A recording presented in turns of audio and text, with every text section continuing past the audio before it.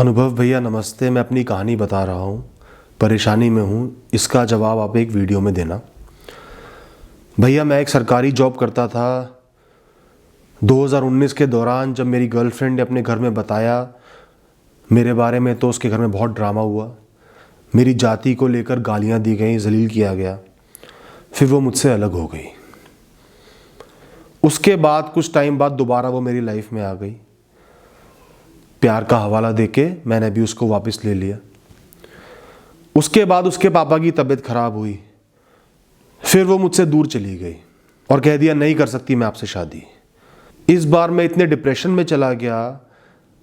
मैं कहीं दूर पोस्टेड था अपनी जॉब में, गवर्नमेंट जॉब में, कि मुझे जॉब ही छोड़नी पड़ गई। इसके बाद वो दोबारा मेरी लाइफ में आई। इस बार मैंने कहा प्लीज़ मुझसे अलग हो जाओ, मैं तुमसे बहुत प्यार करता हूँ, तुम्हें मना नहीं कर सकता, लेकिन मेरी बर्बादी पहले ही बहुत हो चुकी है, तुम्हारे घर वाले मानेंगे नहीं। मेरी नौकरी भी जा चुकी है, हेल्थ भी ख़राब रहने लगी है, पर वो फिर भी नहीं मानी। फिर ज़िंदगी में आई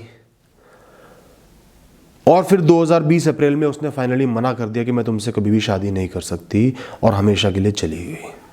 भैया मुझे डिप्रेशन भी है, हार्ट डिजीज़ भी लग चुकी है, मेरी मदर भी बीमार रहती है, नौकरी भी चली गई, लाइफ में अब कुछ भी नहीं बचा, बस डर है, उदासी है। मैं क्या करूं, कैसे इस उदासी से, इस सिचुएशन से बाहर निकलूं?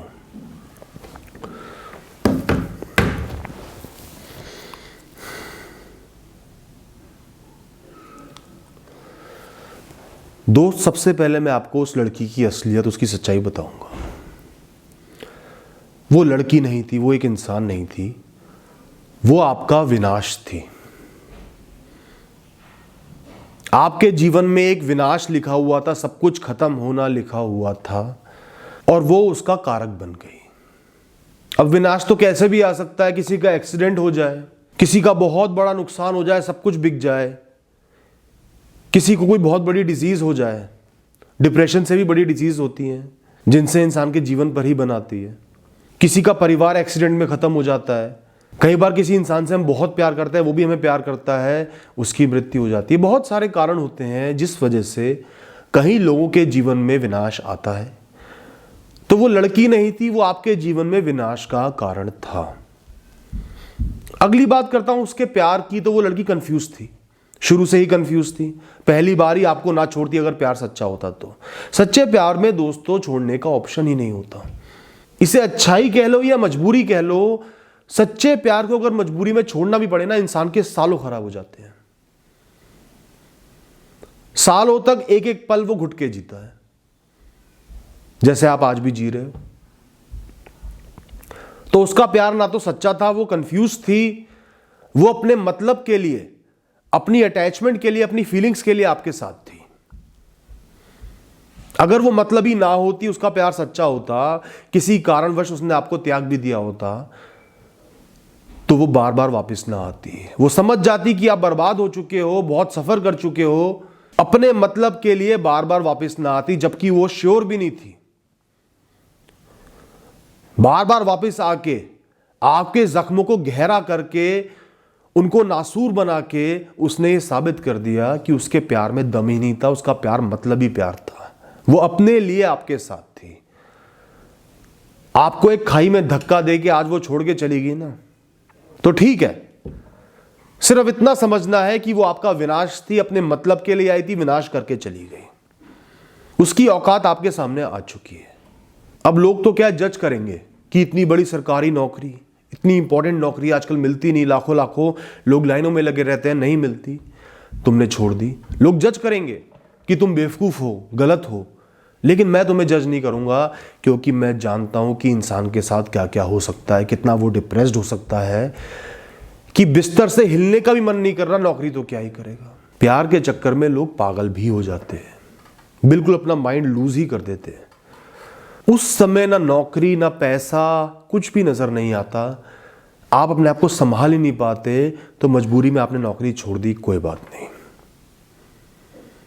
अपने आप को जज मत करो, गालियां मत दो, ब्लेम मत करो, उस पास्ट में मत पड़े रहो। उस समय सिचुएशन ऐसी बन गई थी, परिस्थिति बन गई थी, आपके कर्मों में, किस्मत में लिखा हुआ था, वो नौकरी आपकी किस्मत में थी नहीं, किसी और तरीके से चली जाती। बहुत तरीके होते हैं नौकरियां जाने के, तो अपने आप को ब्लेम करना छोड़ दो, ब्लेम नहीं करना। Stand by your decisions. आपने सच्चे प्यार के लिए उस समय एक फैसला लिया, स्टैंड बाय इट, उसके साथ खड़े रहो। जो आपने खुद बर्बाद किया सो किया। उस लड़की ने आपके प्यार की रिस्पेक्ट नहीं की, आप तो अपने प्यार की रिस्पेक्ट करो, अपने डिसीजन की रिस्पेक्ट करो। ठीक है, आप एक बर्बादी के मोड़ पे आके खड़े हो गए, बर्बाद हो गए, सब खत्म हो गया, करियर खत्म हो गया, सेहत में भी इंपैक्ट आ गया, घर वाले भी परेशान होंगे, आज कुछ नहीं कर पा रहे, कोई बात नहीं। जब इंसान बर्बाद होता है ना दोस्त, ऐसा ही होता है। और बर्बादी किसी भी कारण से हो सकती है, खाली यही कारण नहीं है, बहुत सारे कारण होते हैं। जब कई लोग बर्बाद हो जाते हैं, उनकी किस्मत में, फेट में, डेस्टिनी में एक बार बर्बाद होना लिखा होता है, या किसी की में 2 बार भी बर्बाद होना लिखा होता है। ठीक है, आप एक बार बर्बाद हो गए, जो कुछ कमाया था, किया था, सब खत्म हो गया। आपके व्हाइट बोर्ड को किसी ने बिल्कुल क्लीन कर दिया। इतनी मेहनत से लिखा था, एक कहानी लिखी थी, रची थी, बिल्कुल क्लीन कर दिया। तो व्हाइट बोर्ड क्लीन होने का मतलब ये नहीं है कि उस पर दोबारा नहीं लिखा जा सकता। मेहनत लगेगी, एफर्ट्स लगेंगे, बहुत सारे लगेंगे, लेकिन व्हाइट बोर्ड खाली होने का मतलब है कि मारकर उठाओ और लिखना शुरू कर दो। अब परेशानी आ रही, आप लिख ही नहीं पा रहे, इतने डिप्रेशन में हो, तबीयत भी खराब है, हिलने का ही मन नहीं कर रहा होगा, कुछ करने का मन नहीं कर रहा होगा, तो दोस्त इस परिस्थिति से खड़ा होना सिर्फ आपके हाथ में। ये डिप्रेशन तो आपको नीचे धकेलेगा ही, बहुत आसानी से धकेलेगा, क्योंकि वो पावरफुल है, आप कमजोर हो इस समय। तो अगर आप चाहो तो वो धकेले जा रहा है, उसके साथ साथ चलते जाओ, उसके हिसाब से चलते जाओ, वो तो आपको खाई में ही लेके जाएगा और बुरी परिस्थिति कर देगा पैदा। सबसे पहले तो आपने उसके पुश को रोकना है, स्थिर खड़े हो जाना है कि मैं यहां से नहीं हिलूंगा। मेरी जो कंडीशन आज है, कितनी ही खराब है, इस कंडीशन को और डिटीरियोरेट नहीं होने दूंगा। खुद से कमिटमेंट करो, वादा करो, मुझे यहां से अब एक शुरुआत करनी है। आज सब चीजें खराब है, तबीयत भी खराब है, माता पिता की भी सेहत खराब है, नौकरी भी चली गई, लेकिन शुरुआत करनी है। शुरुआत करने पे कोई भी रोक नहीं है। चाहे एक्सीडेंट हो जाता, कुछ और हो जाता, शुरुआत मैं हमेशा कर सकता हूं। हाथ पैर मेरे सलामत है, दिमाग पे सिर्फ एक पर्दा चढ़ा हुआ है, उसको मैं खुद हटाऊंगा, एक नई शुरुआत करूंगा।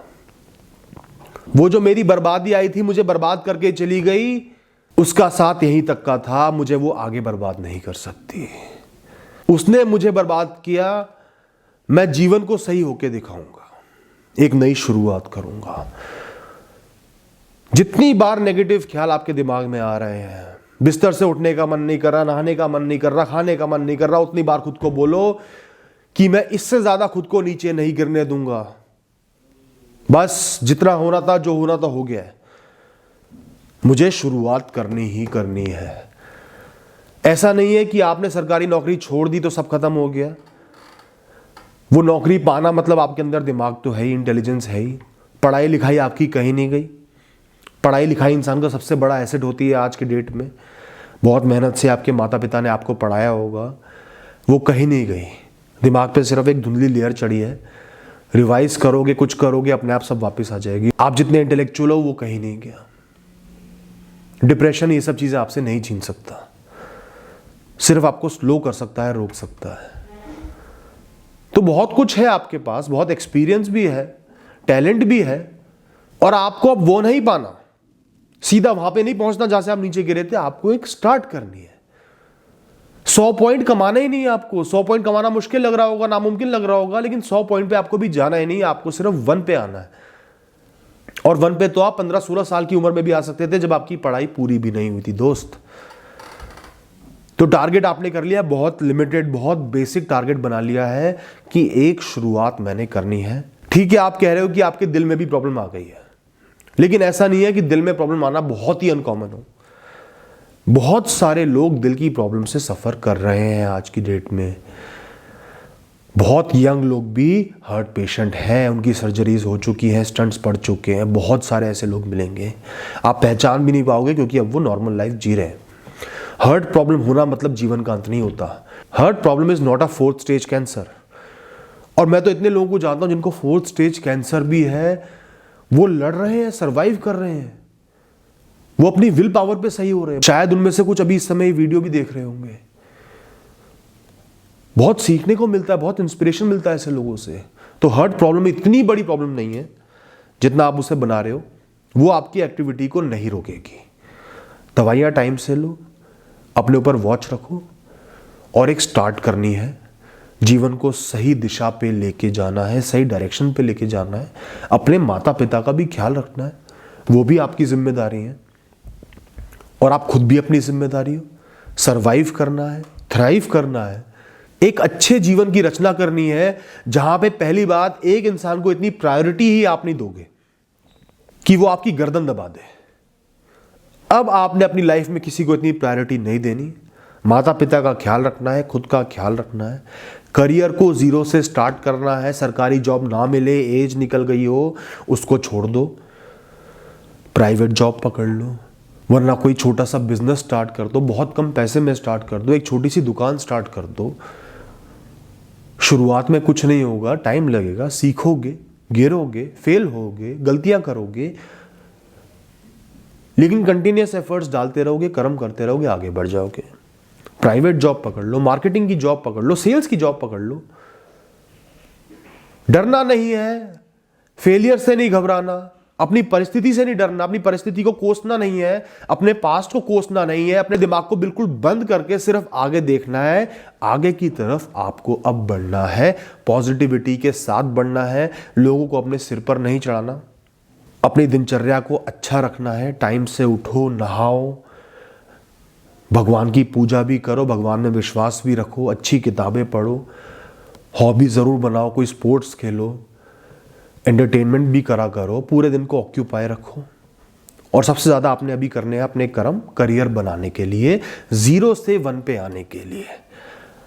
1 पे जब आ जाओगे तो और टाइम देना है, मेहनत करनी है, गिर के सीखना है, उससे आप 1 से 10 पे पहुंच जाओगे। और जहां आप 10 पे पहुंच गए वहां आपको कुछ नहीं करना, परिस्थिति, वक्त, कर्म अपने आप आपको 100 पे भी ले जाएंगे दोस्त। आज से 10 साल बाद जिस लेवल से आपने क्विट किया था, जिस लेवल से आप नीचे गिरे थे, वो लेवल भी आपको नीचे दिखेगा। ध्यान से सुनना मेरी बात को। लेकिन कोशिश कौन करेगा? वो विनाशकारी लड़की, आपके बूढ़े माता पिता, कोई आपके दोस्त, भगवान?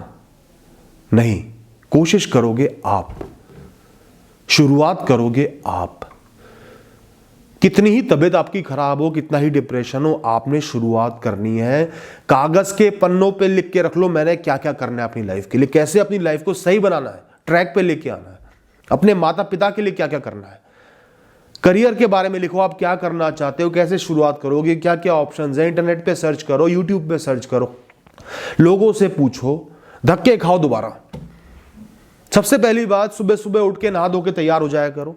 पूरे दिन धक्के खाने हैं, बिना नहाए धोए पड़े रहोगे, डिप्रेशन में कुछ नहीं कर पाओगे। सुबह सुबह 6-7 बजे नहाओ धो, बाहर जाने के कपड़े पहनो, फॉर्मल कपड़े पहनो और निकल जाओ।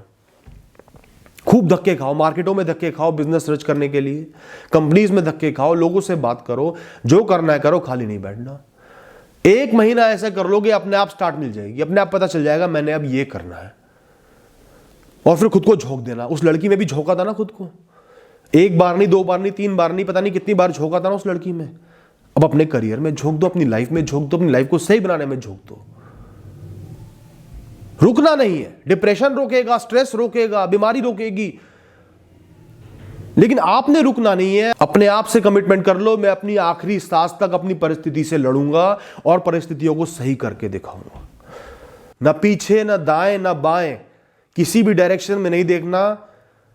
सिर को सीधा रखो और आगे चलना शुरू कर दो दोस्त। किसी का बाप भी आपको नहीं रोक पाएगा, मैं आपको गारंटी दे रहा हूं। आप सिर्फ चलना शुरू करो।